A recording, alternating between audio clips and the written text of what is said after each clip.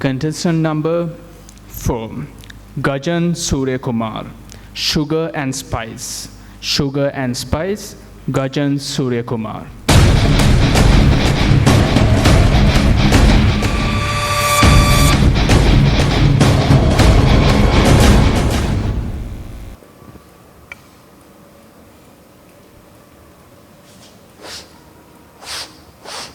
Ah, that aroma, that smell is so heavenly. Every time you smell it, it melts your heart away. Mom's homemade chicken. It's got the perfect blend of spice and sugar. Mr. Contest Chair, ladies and gentlemen, I've often tried to recreate this recipe of homemade chicken my mom used to make. And I've often tried mixing ingredients like a mad scientist. I start mixing ingredients, wait till the smell is right. Take a taste. Too sweet. So I go back to square one and I try it all over again. This time I mix it again and I think I got it just right. I try it one more time.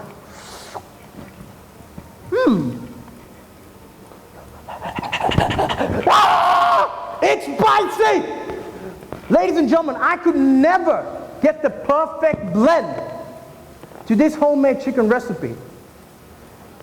It was either too sweet or too spicy. In life, we all struggle with scenarios are often too sweet or too spicy. Let me take you back to an evening during drama practice. I saw a girl walk in through the door. Her name was Alice. Little did I know, I fell in love with her for the very first time. Behind her was another girl called Janice. Now Cupid shoots 2 arrows instead of 1. Now, ladies and gentlemen, I find myself in the world famous love triangle with me on the top. Alice liked somebody else. I loved Alice, and her best friend Janice loved me. Now that was too chaotic. I didn't know Janice loved me. I went up to her. Janice, I need your help to get Alice. Her heart's broken. But with all the love she has for me, she musters her confidence and she tells me, Gajan, I will make sure that I get Alice for you. Girl, you do that for me, I'll make sure you get married on the highest mountain with the one you love. Can you imagine her face when I said that?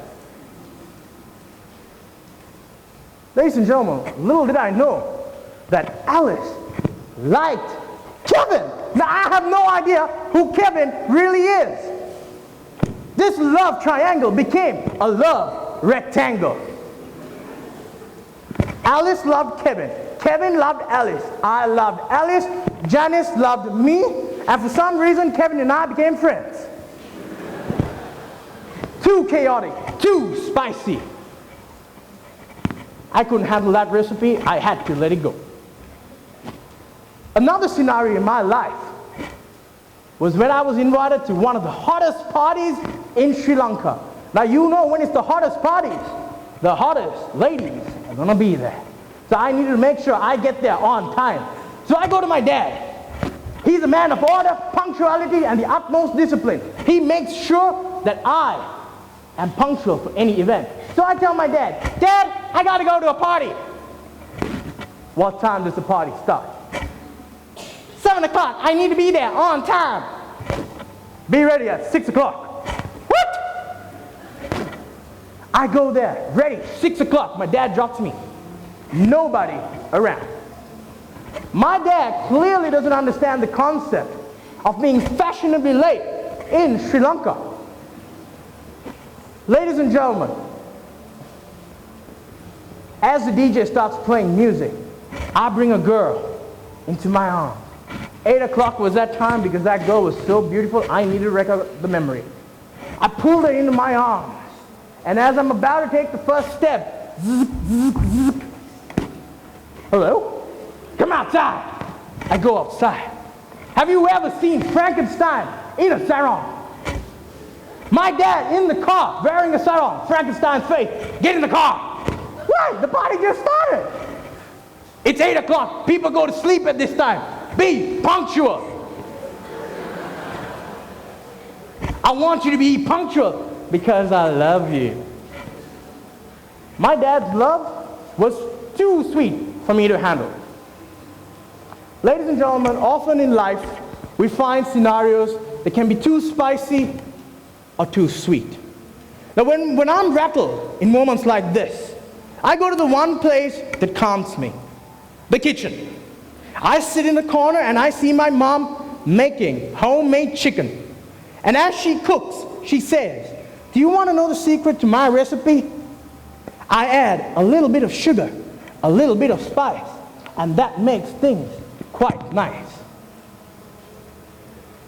And as she cooked that dish, it took me back to the moment where I remembered what it means to have balance in your life. And the anchor of balance in my life was my uncle. Now, he taught me what it is to have extreme fun. At the same time, balance it with focusing on what is most important. And ladies and gentlemen, he taught me if you balance things right, you can unleash power unimaginable in this world. He passed away. Ladies and gentlemen, as he passed away, I was left to learn balance on my own. And when I found balance in my life, I realized the people just like you saw potential in me. So ladies and gentlemen, you too can find balance in your life.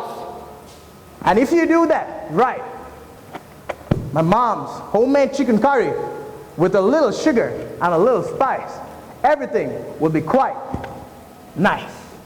Over to you.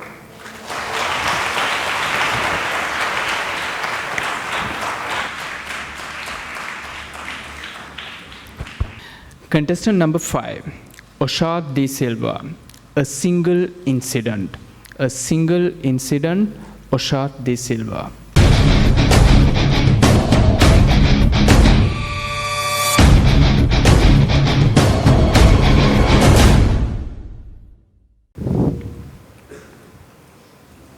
He swinged his baton. I tripped and fell as I tried to dodge. They held me so tight, I could not even move a muscle. Contest chair, ladies and gentlemen, have you ever done something stupid? Something so wrong that you wish if you could rewind and start all over again? Would be nice, wouldn't it? It was in October 2012. I was 18 years old, and I managed to get myself arrested. I still remember while waiting inside that tiny cell, my friends and I, we counted the number of holes in the ceiling and almost wrote a book on how to escape from police custody, semicolon, Cinnamon Grand Police Station. But it's only when I stepped out of the police station, I felt the gravity of the situation. The moment I saw the cameras and the reporters, I knew that the media was going to turn this into a circus. And the public, they're going to see me as a guy who assaulted a police officer and got himself arrested. A criminal. I was living through my own hell, where one of my father's friends dragged me to the side, and as if he was reading my mind, he says to me, "Son, you will worry less about what other people think about you if you knew how seldom they do. Besides," he says, "a single incident does not define a man." The case settles in the next couple of days, and it dies down eventually. Thank God. So weeks go by, months go by. Now I find myself in a different situation. I'm looking straight at my computer, and all I see is maths, chemistry, and physics. Now, anyone who did maths for their A-levels? Maths people? Oh wow, a lot of hands, okay. Now you guys remember why you did maths for your A-levels? Let me tell you why most people do maths for their A-levels. You see, when you do maths, and if you pass your A-levels, that is something that you can be really proud of. And likewise, if you fail your A levels, that is still something that you can be really proud of. So yeah, it's still something that I'm really proud of. So there I am in my room, confused, because I flunked my A levels, and depression started to hit me. So I reach out to my grandmother, and I say to her, Atama, I don't know what to do. All my brothers, they're in colleges all across the world, and I'm still here. I feel like I'm lost. My friends, she tells me, Oshad, A-levels is just an exam. It's one of many hurdles that you will have to face throughout your life. And yes, you had an incident where you happened to fail one. But that does not mean that it's the end of the road. Besides, she says, a single incident does not define a man. It takes me a couple of months to patch up my A-levels, which I do, by the way. And after completing my first year at campus, I started working for my father. Now, the problem with first-year undergraduates is that they think that they know everything. They're overconfident. But for your information, it does not take me a long time not only to realize that I don't know everything, but also to make a fool out of myself in front of a lot of important people. So important that they might even be the ones who hire me after I graduate. So there I am in my father's office, listening to my inner voice that is continuously saying, congratulations, Oshad De Silva, you just made yourself unemployed. Until my father walks into the office, looks dead straight into my eyes, and he says something wonderful. He says to me, son, we all make mistakes. That is exactly how we learn. So there's nothing to be ashamed of. Besides, he says, a single incident does not define a man. My friends, out of 20 people that you know, one person will go through an incident that will change that person's life for the worst. Only because that person did not have the courage to look at the bigger picture. So ladies and gentlemen, have you ever been through an incident where you know that you've hit the rock bottom and you strongly believe that taking another step forward is not an option? My friends, do not be afraid to fail. Do not be afraid to make a mistake. Do you know why? Let me tell you why. Because a single incident does not define a man. Think about it. Thank you.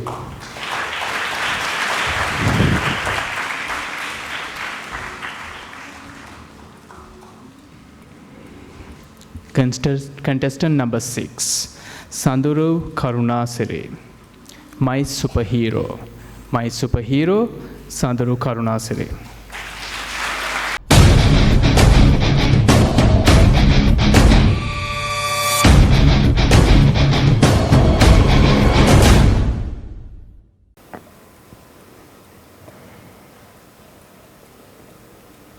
Have you ever wanted to be someone else?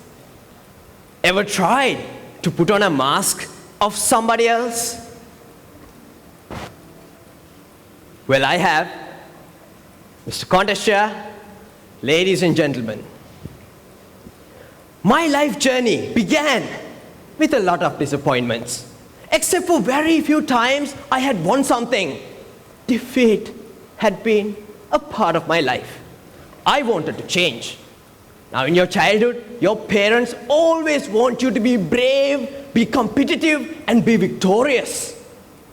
But I was failed over and over again. My friend, Sampath, he was a smart guy. He was tall, had brown eyes, and had huge shoulders. He was the dream guy every girl ever wanted. That guy had everything. He enjoyed studying, he had good grades all the time, and he was better than me in every single way. Have you ever had a friend who is always better than you? I wanted to be good at something, and he was good at everything. I wanted to be like him, so I worked like him, talked like him, dressed like him, tried everything possible to be like him. In the middle of the night, even in my dreams, all I could see was him. Day by day, he became my superhero. So I decided to wear his mask so that I could be like him. 3 months later, ladies and gentlemen, I had muscles of same size. And my studies, I failed 2 subjects. And the best part, girls, they did not like me at all. Then I joined the cricket club in my high school. Now I was a good bowler and I could play some shots as well. The very first day, I went for the practice sessions to show them my performances, and I did really well. No second thoughts, the cricket board straight away decided to put me as the water boy. That was okay, life could be worse. But deep down inside, I desperately wanted to be in the team. Now my friends, they had truly gifted skills for cricket, and seeing how passionate they are towards their game, I wanted to be like them. So they became my new superheroes, which is why I tried wearing their mask so that I could be good at cricket and be in the team. And after 1 year, after all the hard work, ladies and gentlemen, I was still the water boy. I was tired. I was missing something. Maybe one mask is not enough. So I took a decision to forget myself and collect all the masks I could and wear them together so that I could become the perfect. No! My head was burning. I was heavy. I was lost. I could not take this anymore. No more masks.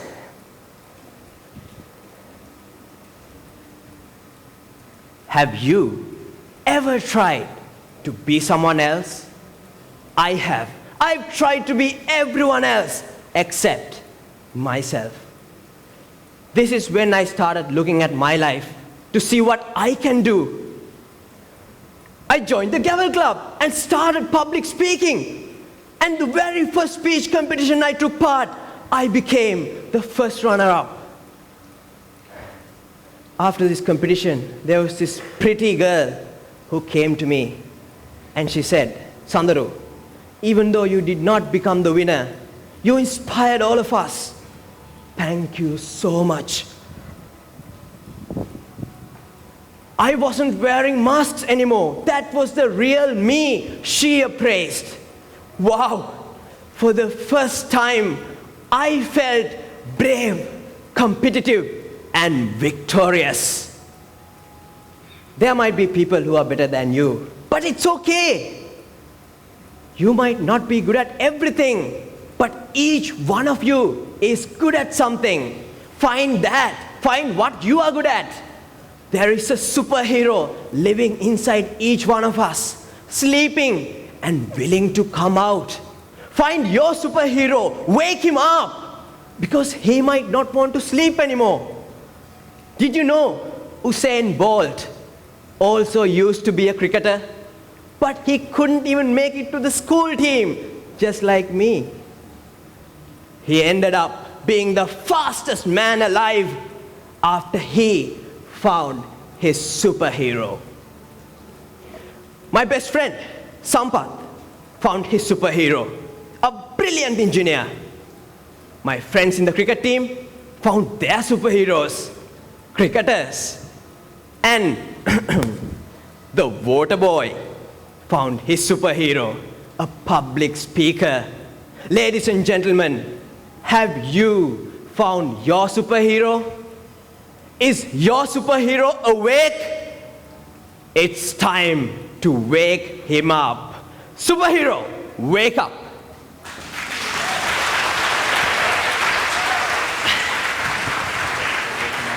Thank you. Contestant number 7, Dahame Fonseca. The Magic Wand. The Magic Wand, Dahame Fonseca.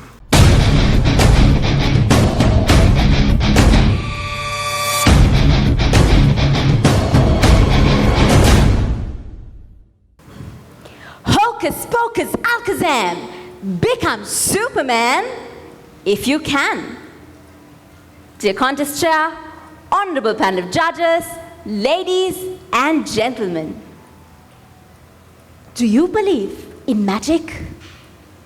Have you ever wished for a magic wand so that you could just wave it all around and make things happen? Well, you are not going to need this magic wand anymore. This is why Thomas Leonard once said, people who wait for a magic wand fail to see that they are the magic wand. Giving full credit to the wise words of Thomas Leonard, how many of us keep expecting this magic to take place in our lives? Or a higher power to do things for us?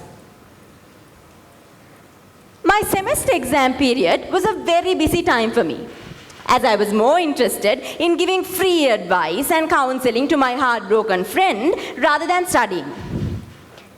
When I faced the exam paper, I realized I did not know a thing. So I decided I will make it the easy way out and started praying as hard as I can. And just to be on the safe side, I wrote in my exam paper with big, bold, black lettering, "Bless the soul who marks this paper, only God knows the answer." Then comes the results in big, bold, red lettering. And it says, "God gets the distinction, you get the fail, may God bless you." I learned it the hard way. My cousin brother tried a different kind of magic. He was put into a strict diet as he was extremely fat. And he was advised only to eat 2 slices of bread for dinner. After several weeks, the scale showed that he was gaining weight. And after a tiresome process of interrogation, it was revealed that his 2 slices of bread was a loaf of bread cut into 2. Ladies and gentlemen, you cannot make magic if you do not become true to yourself and to those around you. If you really want to make magic happen, then go ahead and change yourself first. A few days back, as I was walking down the road, I came across this little girl dressed in rags, sitting next to a helpless mother. As soon as she saw me, she came running up to me and stood still. She did not utter a single word. I bent down, held her little hands. They were cold and weak. I looked into her eyes. I saw the agony in them.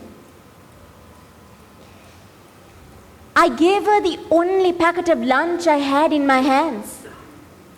And as I walked away, I realized how happy I felt, despite the fact that I knew I wouldn't have any lunch to eat. That day, I was able to become that magic wand that spread love and happiness to that family. Ladies and gentlemen, you may not be able to change this world entirely. But you know what? One fine day, you'll look back and realize that magic was about all those little things that you did in life that really mattered. And that is exactly what Mother Teresa did. When her missionary ran out of food, she went to a baker in search of food. When she extended her hand, humbly asking for some food, all she got was a big blob of spit right on the middle of her palm. She grabbed it, kept it close to her chest, and said, "This is for me." And she extended her other hand and said, "Sir, please give something for those hungry people." That simple act changed the baker completely. And ever since, he provided a daily meal for those hungry people. So, ladies and gentlemen, like this, magic is not about all the spells or the fairies or the transformations. It's about being able to give and not expect. So instead of expecting love, give love. Instead of expecting forgiveness, give forgiveness. Instead of expecting care, appreciation, and respect, go ahead and try giving them. And that's when you'll realize, hocus pocus alakazam, magic happens only if you make it happen. Over to you.